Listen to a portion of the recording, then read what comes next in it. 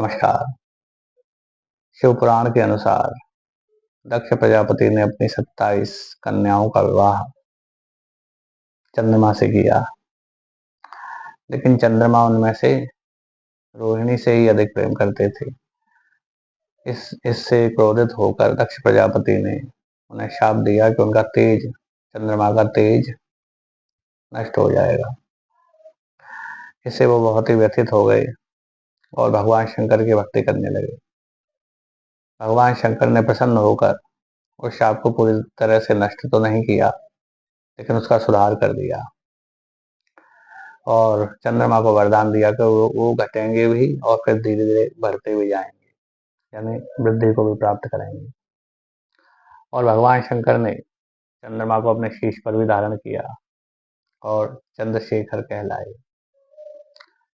भगवान शंकर जिस चंद्रमा को धारण करते हैं वो द्वितीया का चंद्र है।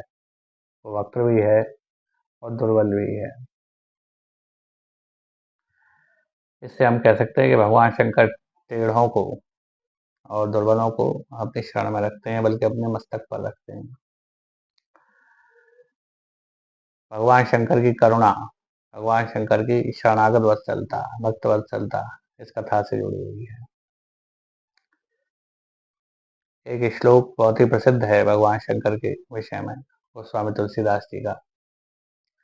वंदे बोधमयं नित्यं गुरुं शंकर रूपिणं यमाश्रितो हि वक्रोऽपि चंद्रः सर्वत्र वंद्यते। यानी मैं गुरु रूप भगवान शंकर की वंदना करता हूँ, जिनका आश्रय लेकर टेढ़ा चंद्रमा भी सर्वत्र वंदित होता है। अभिप्राय यह है कि गुरु भगवान शंकर गुरु रूप भी हैं और गुरु रूप शंकर की शरण लेकर शिष्य भी, जैसे टेढ़ा शिष्य जो अविद्या से ग्रसित था, वो शिष्य भी सर्वत्र वंदित हो जाता है। ये है भगवान शंकर के कई रूप। भगवान शंकर की करुणा, भगवान शंकर की शरणागत वत्सलता, भगवान शंकर का दुर्बलों से भी प्रेम और भगवान शंकर का गुरु रूप।